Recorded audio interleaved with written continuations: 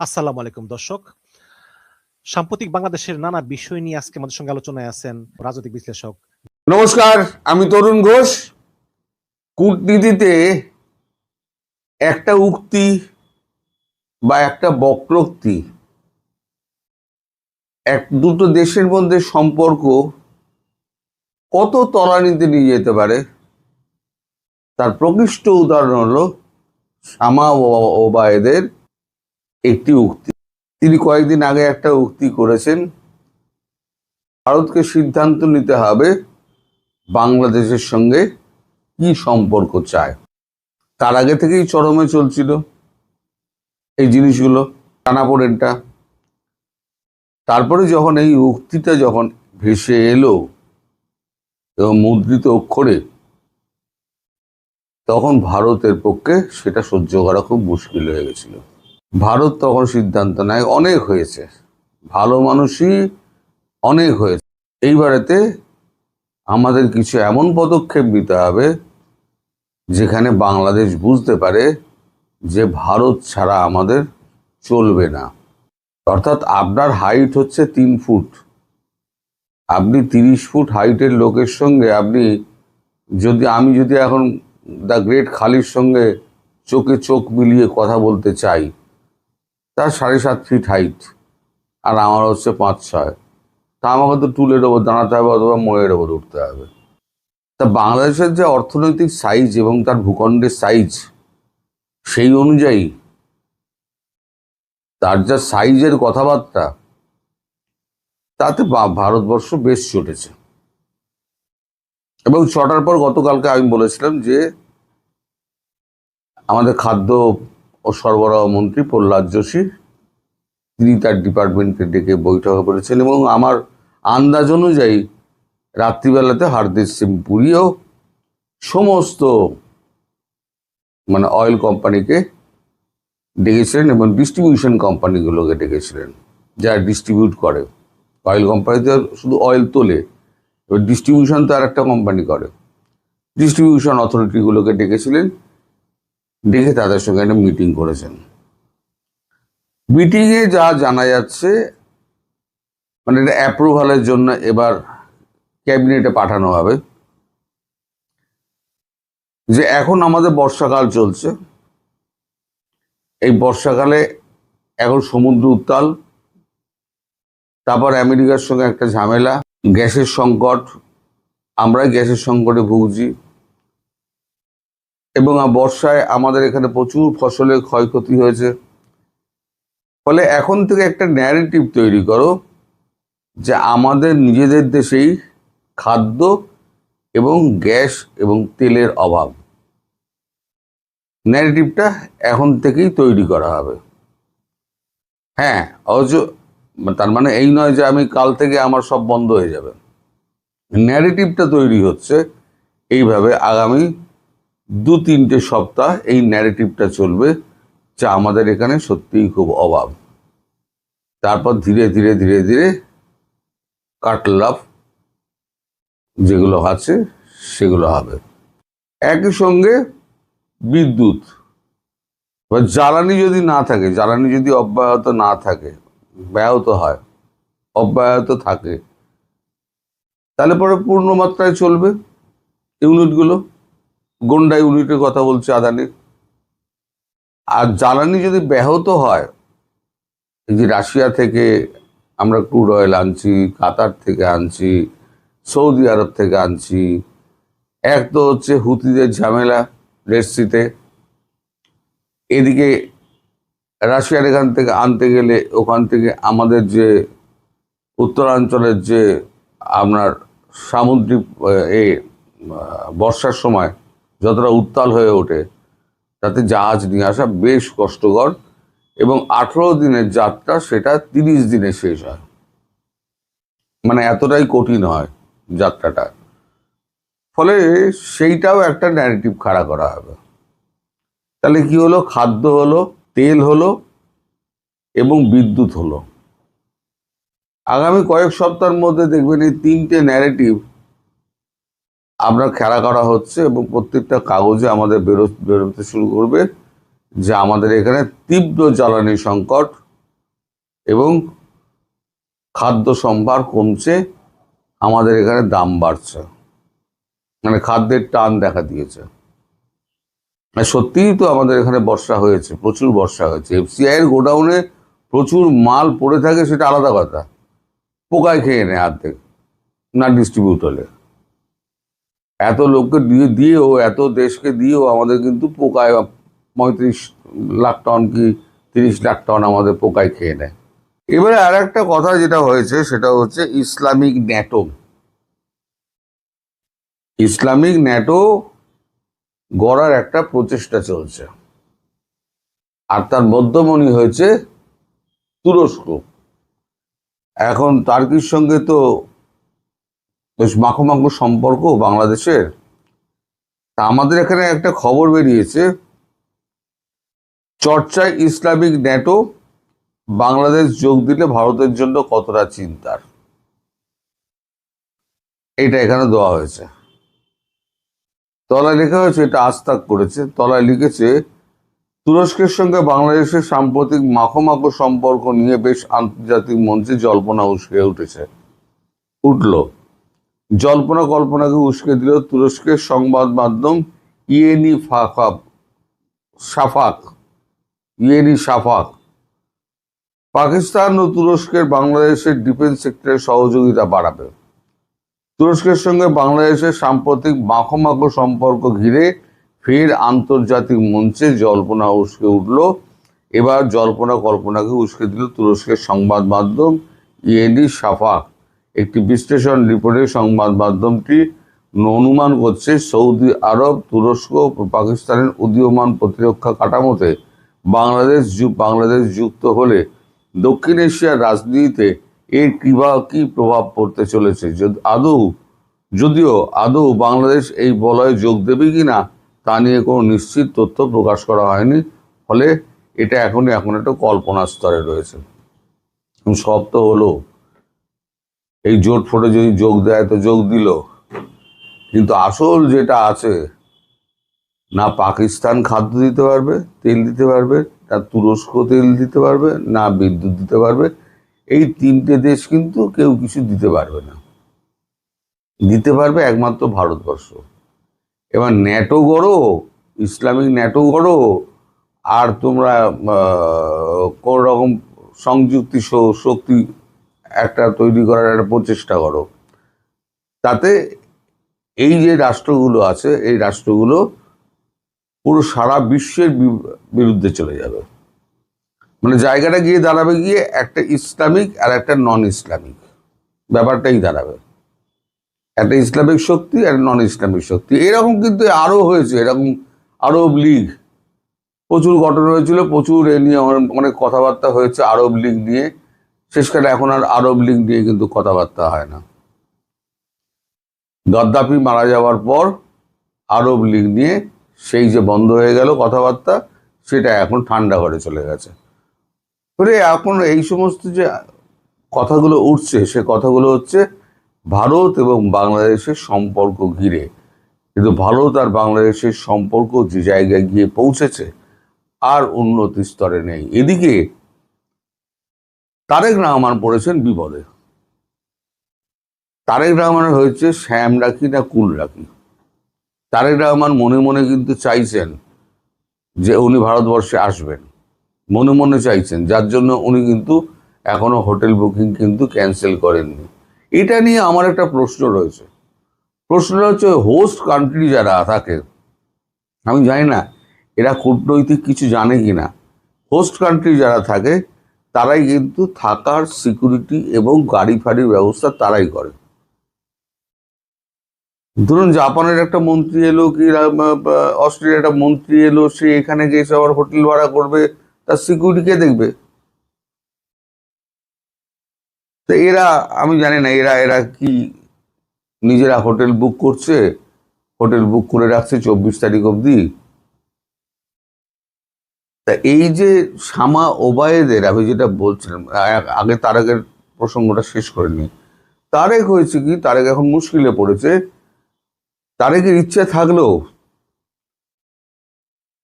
বিশেষ করে Khalilur Rahman London lobby, জামাত এবং এনসিপি, এদের যে একটা চাপ আছে না, এই চাপেতে তারেক রহমান তার এই ইচ্ছেটা প্রকাশ করতে পারছেন না।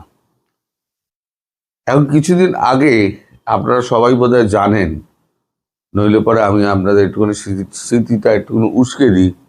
আপনাদের এই যে খলিলুর রহমান আছেন, তার সঙ্গে তারেক রহমানের একটা ব্যাপক একটা গন্ডগোল হয়, এবং সেখানে এত শাউটিং হয় যে শাউটিংটা বাইরে চলে আসে, শাউটিং এর মানে এগুলো আওয়াজগুলো বাইরে চলে আসে।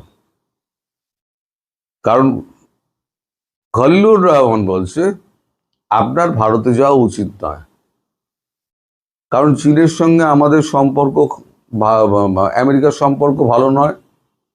চীনে আমরা গিয়ে বিপদে পড়েছি। তখন তারেক রহমান বলে, চীনে তো আপনি নিয়ে গেছিলেন, চীনে তো আমি নিয়ে যাইনি, তুর্কির সঙ্গে আপনি সমঝোতা করেছেন। এখন ভারত যাওয়ার ব্যাপারে আপনি কি বলছেন যে না, ভারত যেতে হবে না। তাহলে পরে কি হবে, আমেরিকা অসন্তুষ্ট হয়ে যাবে আপনি যদি ব্রিক্সে যান, কারণ আমেরিকা ব্রিক্সের বিপক্ষে। তাহলে আপনি যে এই কাণ্ডগুলো করলেন, তখন আপনি চিন্তা করেননি যে আপনি কিসের পররাষ্ট্রমন্ত্রী? আজ পর্যন্ত একটা বিদেশি রাষ্ট্রের কোনো নেতাকে আপনি বাংলাদেশে আনতে পারলেন না, এটা আপনার ব্যর্থতা নয়? এই নিয়ে নাকি প্রচুর চেঁচামেচি হয়েছে। তার মধ্যে জামাতও এখন কিন্তু বুঝতে পারছে যে এই যে চালটা চালা হয়েছে না,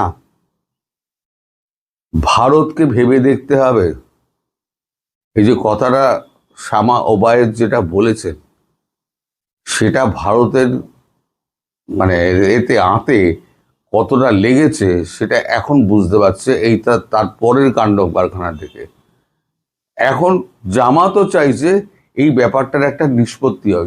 জামাত একটা গ্রুপ চাইছে এই ব্যাপারটার নিষ্পত্তি হোক।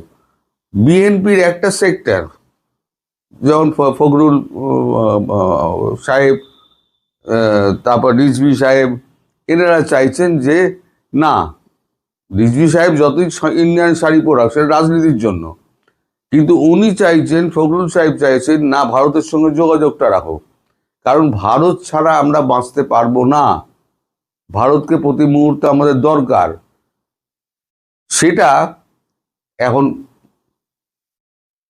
মানে এত দুর্বল হয়ে গিয়েছে, মানে প্রতিবাদের জায়গাটা এত ভারী হয়ে গিয়েছে, এবং ইচ্ছার ব্যাপারটা এত মানে ছোট হয়ে গিয়েছে, একটা হালকা হয়ে গিয়েছে, যে ওই বর্বটা ছেড়ে তারেকের পক্ষে বেরিয়ে আসা সম্ভব নয় এখনো পর্যন্ত। কাল কি হবে আমি জানি না। তাই মোদিজির যে ওই যে চরমপত্রটা, এইটা আসার পর কিন্তু সব ঘাবড়ে গেছে, যে এটা তো ভারত বাংলাদেশ আশা করেনি। বাংলাদেশ আশা করেছিল কি মোদিজি আরো চুপচাপ থাকবেন, আরো বলবেন আসুন আসুন আসুন বলবেন, কিন্তু শামা ওবায়েদের ওই কথাটার ভিত্তিতে মোদিজির যে ওই যে চিঠিটা পাঠানো, আমি 24-25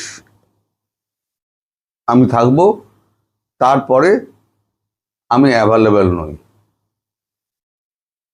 22-23-24 এই 3 দিন, তারপর আমি ব্যস্ত হয়ে যাব সারা বছর। আচ্ছা, আপনারা বিশ্বাস করেন নরেন্দ্র মোদী তিনি সারা বছর ব্যস্ত হয়ে থাকবেন? যখন উত্তরপ্রদেশ এবং পাঞ্জাবে ইলেকশন আসছে, এগিয়ে আসছে, তখন উনি দেশের বাইরে থাকবেন? উনি তো 2 মাস আগে থেকে প্রচারে বেরিয়ে যাবেন। উনি প্রচারে যাবেন, আবার দিল্লি আসবেন, আবার প্রচারে যাবেন, আবার দিল্লি আসবেন। দুটো তিনটে জায়গায় তো নির্বাচন আছে। তাহলে এটা হচ্ছে গিয়ে অজুহাত, মানে এলে এসো, না এলে ফাইনালি আর আসতে হবে না, তোমার জন্য দরজা বন্ধ। এইটা বাংলাদেশ বুঝতে পারেনি। এখন বাংলাদেশ বুঝে যাওয়ার পর এখন একটুখানি টলমলো হয়ে গিয়েছে, যে এইরকম একটা কড়া সিদ্ধান্ত ভারতবর্ষ নেবে সেটা আমরা বুঝতে পারিনি, ফলে আমাদের এখন একটু সমঝে চলতে হবে। এখন দেখা যাক সামনে কি হয়।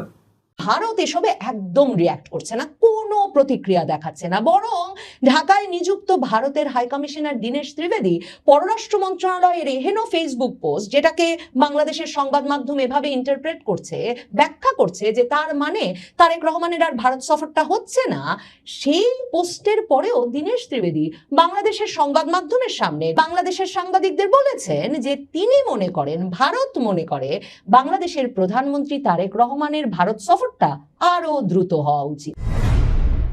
বাংলাদেশের পররাষ্ট্রমন্ত্রী খলিলুর রহমানের নেতৃত্বে পররাষ্ট্র মন্ত্রণালয় এক নতুন ধরনের কূটনীতি শুরু করেছে। মানে পৃথিবী জুড়েই মনে করা হয় কূটনীতি এমন এক কৌশল বা বিদ্যা যেখানে ভীষণভাবে পর্দার অন্তরালে সরাসরি কোনো বার্তা না দিয়ে প্রকাশ্যে ব্যাপক পরিমাণ ঝগড়া ঝাঁটি তর্ক বিতর্ক না করে বিভিন্ন সমস্যা মিটিয়ে ফেলার একটা দক্ষতা প্রদর্শন করা হয়। বাংলাদেশের পররাষ্ট্র মন্ত্রণালয় খলিলুর রহমানের নেতৃত্বে ফেসবুক পোস্ট দিয়ে কূটনৈতিক কার্যক্রম পরিচালনা করছে।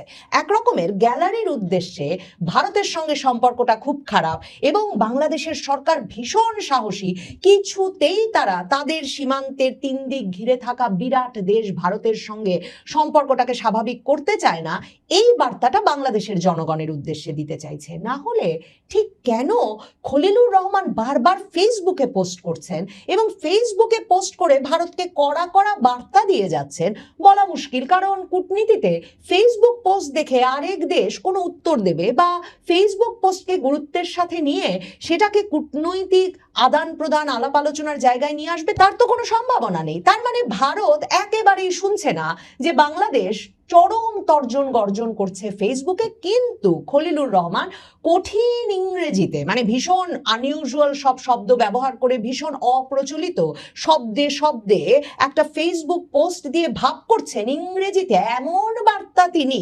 শক্তিশালী প্রতিবেশী দেশকে দিয়ে দিয়েছেন যে ওই দেশ কুপকাত হয়ে পড়েছে।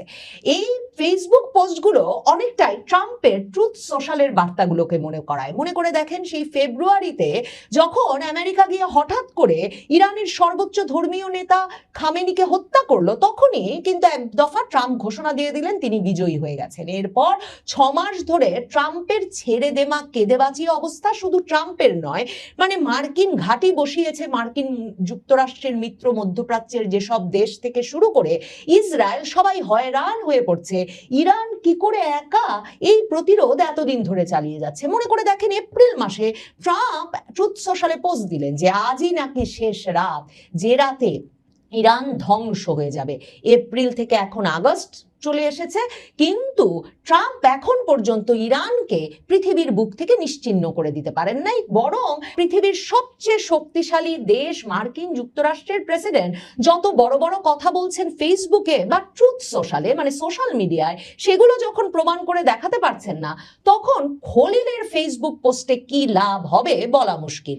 খলিল কি এই ফেসবুক পোস্টগুলো শুধুই বাংলাদেশের জনগণের কাছ থেকে একরকমের হাততালি পেতে দিচ্ছেন? খলিলের কিন্তু ফেসবুক নিয়ে অভিজ্ঞতা ভালো নয়। বাংলাদেশের পররাষ্ট্রমন্ত্রী খলিলুর রহমান হচ্ছেন সেই ব্যক্তি, তিনি যখন হঠাৎ করে মার্কিন যুক্তরাষ্ট্র থেকে উড়ে এসে জুড়ে বসে ইউনূস সরকারের রোহিঙ্গা বিষয়ক বিশেষ দূত হলেন প্রথম মন্ত্রী পদমর্যাদায়, তারপর বাংলাদেশের জাতীয় নিরাপত্তা উপদেষ্টা হয়ে উঠলেন, আর বাংলাদেশের এখনকার স্বরাষ্ট্রমন্ত্রী সালাউদ্দিন আহমেদ থেকে বিএনপি নেতারা প্রকাশ্যে ভাষণ দিয়ে বেড়ালেন যে ইউনূসের কি কোনো আক্কেল নাই যে তিনি একজন বিদেশি লোককে বাংলাদেশের জাতীয় নিরাপত্তা উপদেষ্টা নিয়োগ করেছেন। তখন বাংলাদেশের অনুসন্ধানী সাংবাদিক, প্রবাসী সাংবাদিক জুলকারনাইন সায়ের বের করলেন যে এই খলিলুর রহমান ফেসবুকে এবং যুক্তরাষ্ট্রে বহু বছর ধরে নিজেকে রজার রহমান নামে পরিচয় দিয়ে আসছেন। এরপর থেকেই তার পরিচয়, তার শিক্ষাগত যোগ্যতা, এসবে নানা রকম, মানে যেমনটা বলা হয় আর যা সত্যি, এর মধ্যে বিভিন্ন ফারাক আবিষ্কার করে সোশ্যাল মিডিয়ায় তিনি জনপ্রিয় হয়ে উঠলেন রজার রহমান বা রজার খলিল নামে। তো এই রজার খলিল এ দফায় আবার পররাষ্ট্র মন্ত্রণালয়ের নামে নানা রকম ফেসবুক পোস্ট দিচ্ছেন। ওই যে বলছিলাম, এই খলিলুর রহমান সর্বসাম্প্রতিক গতকালকে যে পোস্টটি দিয়েছেন পররাষ্ট্র মন্ত্রণালয়ের ফেসবুক থেকে, সেখানে বলা হচ্ছে বাংলাদেশের সংবাদ মাধ্যমগুলো এর মাধ্যমে শিরোনাম করছে যে বাংলাদেশ নাকি তারেক রহমানের সফরের বিষয়ে আপত্তি জানিয়ে দিয়েছে এবং তারেক রহমানের দিল্লি সফরের সম্ভাবনা আপাতত বাতিল করলো ঢাকা। বিবিসি বাংলা জানাচ্ছে যে প্রথমে তো পররাষ্ট্র মন্ত্রণালয়ের একজন মুখপাত্র AKM শহীদুল করিম সাংবাদিকদের সামনে এসে বলেন যে এই সফরের জন্য অনুকূল পরিবেশ তৈরি করতে হবে ভারতকে, না হলে বাংলাদেশ মনে করে না তারেক রহমান এখন ভারত যেতে পারেন। মানে ঠিক স্পষ্ট ভাষায় সেটা বললেন না বটে, কিন্তু তিনি বললেন যে সফরের অনুকূল পরিবেশ নাই। এবং তারপর মন্ত্রণালয়ের মুখপাত্র AKM শহীদুল করিম বলেন যে দ্বিপাক্ষিক প্রত্যর্পণ চুক্তি অনুযায়ী শেখ হাসিনা এবং অন্যান্য পলাতক অপরাধীদের দ্রুত ফেরত পাঠাতে এবং শহীদ শরীফ ওসমান হাদি হত্যাকাণ্ডে অভিযুক্ত ঘাতকদের বাংলাদেশের কাছে হস্তান্তর করতে ভারতীয় কর্তৃপক্ষের কাছে বাংলাদেশ অনুরোধ জানিয়েছে। বাংলাদেশ এই জবাবের অপেক্ষায় আছে। এখন ভারত তো ওই একই জায়গায় আছে ইউনূস আমল থেকে এখন পর্যন্ত, তারা বলেই যাচ্ছে প্রত্যর্পণের অনুরোধ তারা খতিয়ে দেখছে এবং সেটার একটা প্রশাসনিক এবং আইনি প্রক্রিয়া আছে, সেই পুরো প্রক্রিয়া অনুসরণ করে তারা বিষয়টি খতিয়ে দেখছে।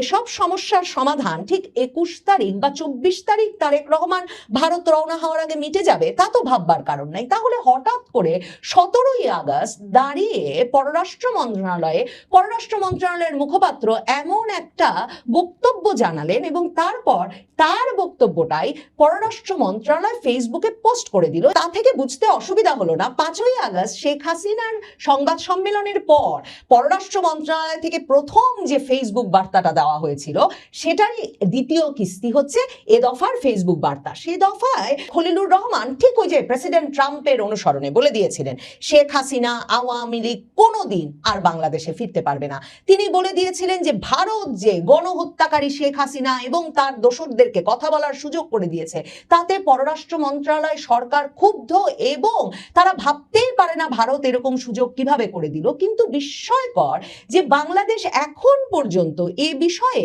আনুষ্ঠানিকভাবে ভারতের হাইকমিশনার দীনেশ ত্রিবেদীকে ডেকে এনে কোনো আপত্তি জানায়নি, ভারতের পররাষ্ট্র মন্ত্রণালয়ে কোনো চিঠি পাঠায়নি, কিংবা ভারতের পররাষ্ট্র মন্ত্রীকে খলিলুর রহমান রজার খলিল কোনো ফোন করেননি। অথচ তিনি ফেসবুক বার্তার খেলা খেলছেন। এতে সন্দেহ জাগে ফেসবুকে যে বার্তা দেওয়া হচ্ছে আর দরজার আড়ালে যে আলাপ চলছে তা একই গতিতে একই ইস্যুতে চলছে কিনা।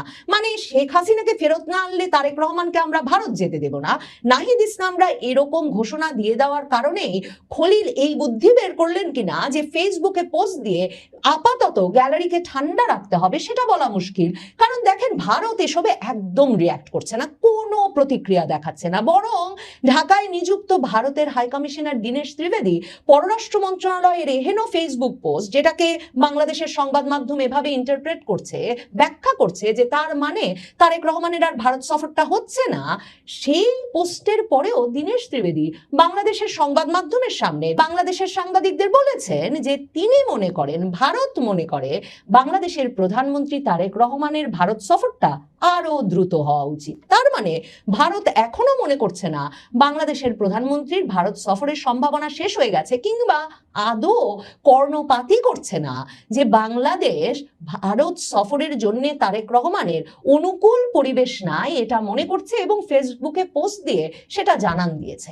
ভারত এসবে কোনো প্রতিক্রিয়া জানানোর প্রয়োজন বোধ করছে না, কারণ খলিলুর রহমানের সঙ্গে যখন দেখা করলেন এই দীনেশ ত্রিবেদী, বাংলাদেশে নিযুক্ত ভারতের রাষ্ট্রদূত, মন্ত্রী পদমর্যাদার রাষ্ট্রদূত দীনেশ ত্রিবেদী, এবং পরদিন যখন তিনি প্রধানমন্ত্রী তারেক রহমানের সঙ্গে দেখা করলেন, দুদফাতেই তাদের মধ্যে দরজা আটকে অন্য প্রতিনিধিদেরকে বের করে দিয়ে রীতিমতো একটা একান্ত বৈঠক অনুষ্ঠিত হয়েছে। ঠিক যেমন ভাবে একান্ত বৈঠক অনুষ্ঠিত হয়েছিল, এমনকি তারেক রহমানের পররাষ্ট্র উপদেষ্টা হুমায়ুন কবিরকেও বের করে দিয়ে পররাষ্ট্রমন্ত্রী খলিলুর রহমান আর পররাষ্ট্রমন্ত্রী এস জয়শঙ্করের মধ্যে দিল্লিতে গত এপ্রিলে এই যে দরজা আটকে আলোচনা, সেই আলোচনার বিষয়বস্তু কি, সেখানে ভারত কি বলে বাংলাদেশকে, বা বাংলাদেশই বা ভারতকে কি বলে, দরজা আটকে যেই দুদেশের একেবারে শীর্ষ পর্যায়ের মধ্যে আলোচনা হয়। কারণ দীনেশ ত্রিবেদী প্রধানমন্ত্রী তারেক রহমানের সঙ্গে বৈঠক শেষেই দৌড়ে দিল্লি গেছেন এবং দিল্লি গিয়ে তিনি প্রধানমন্ত্রী নরেন্দ্র মোদীর সঙ্গে সাক্ষাৎ করেছেন। তাই নয়, শুধু